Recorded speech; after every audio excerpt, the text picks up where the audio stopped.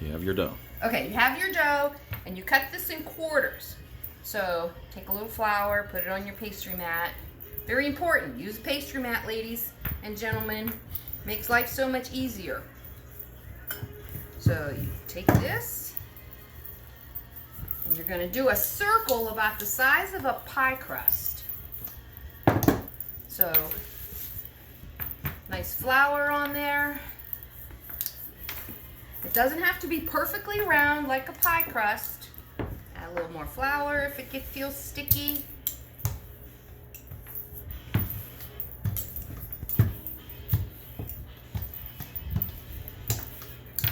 Okay, so that's about the size of a pie crust or so. So then you're going to take your butter. Got about a tablespoon of butter in here. 10 seconds in the microwave.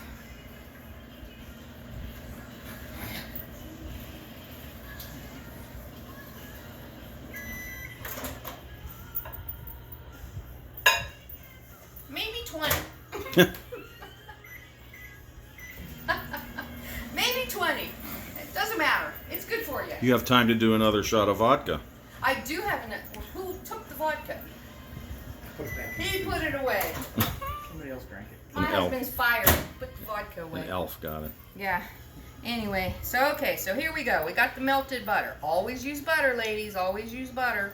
So we're going to take this and pay particular attention to the edges, because that's where all the good stuff is. So you're going to give it a nice coating around the edges, and then go ahead and slap it around the middle some till it's covered. Okay? Then you're going to take your cinnamon sugar. So what I do is I like to get it around the edges pretty thick, so it gives you a nice little bit of sweetness and caramelization once you put your nuts in. So here we go. All right, and then fill in the middle.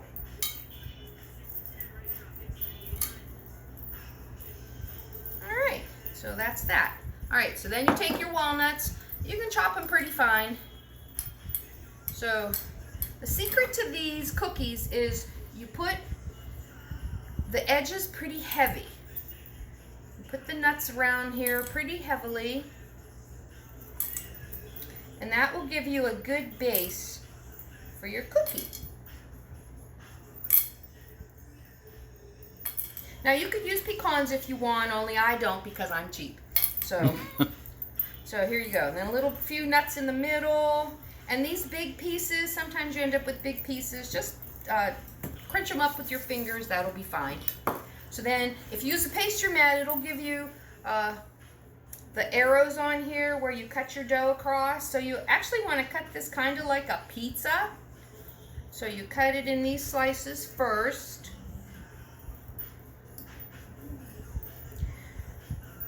And then you cut them again. So you have all these great little pieces for your cookies. Mary, I have a question. Ask away. Those nuts are just plain crushed nuts. There's no sugar or anything added to them? Okay. Nope. They're just plain walnuts, chopped fine. Okay, so then once you get these guys all done, oops, this helps. Get your little cookie sheet out, and this is how you get the nuts in the middle. You take this first flap and you kind of give it a good flip over that pile of nuts on the very edge. There you go. So here, and then with these rogaliki, rogaliki means little antlers. So you have to give them a little twist so they kind of look like antlers. Oh, that's a big one. So, and it doesn't matter. People are going to go and grab the great big ones first.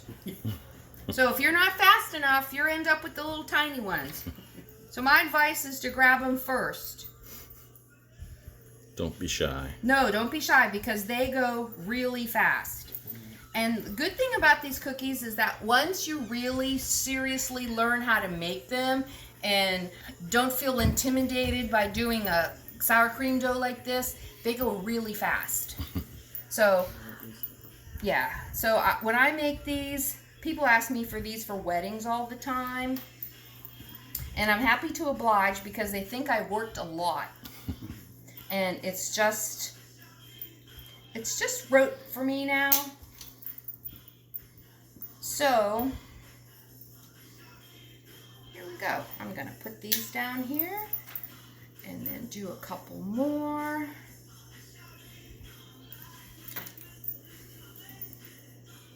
So, and if you notice, I give that first flap, I flip it over pretty far. I flip it over pretty far so it scoops up all those nuts that I put on the very edges. Couple more. Give them a nice twist, twist.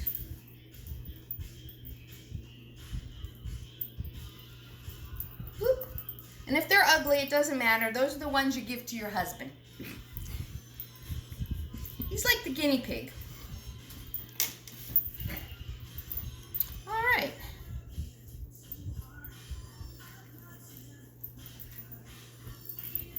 So here, 2 more. So this recipe is pretty easy to double or triple It actually if you want to bake them for a large group.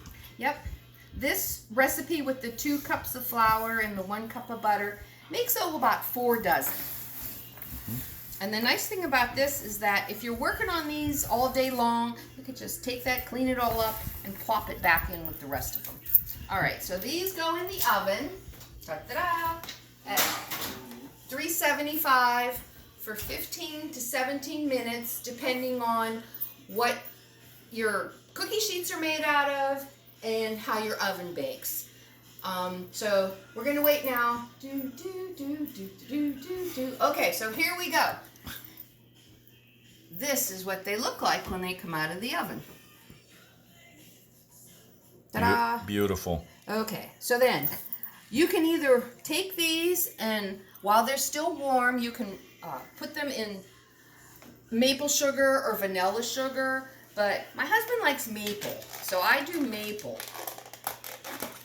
So I make a little glaze. It's 1 cup of powdered sugar, a tablespoon of butter, and 3 tablespoons of half and half. And then I use about a 1/4 teaspoon of maple flavoring. It's a maple oil, so it gives it a great taste, and it's not that funky brown color. I know. So then all you do is you take them and you give them a little bit of glaze. And these actually go really quick once you're used to them.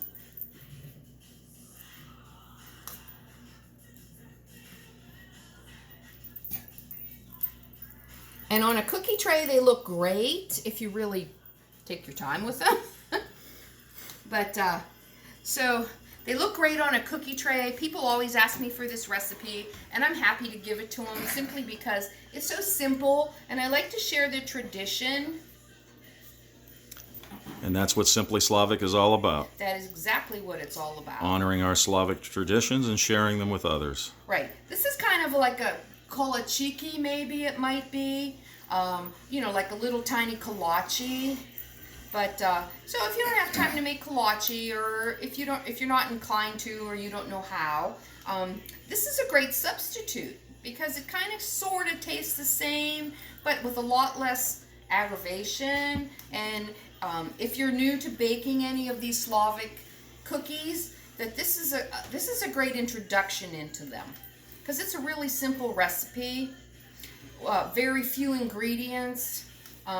I have never had this, even when I started baking these as a teenager 100 years ago. I never had a fail on this. So as long as you start with good ingredients, you'll never have a problem. These will be great, and your family will love you. That's impressive that you've never had a fail. That's great. I have never had a fail with these. I've had a fail on a lot of things, but not on these. It's just a really simple but good recipe. And this one I don't mind sharing. This is a great recipe.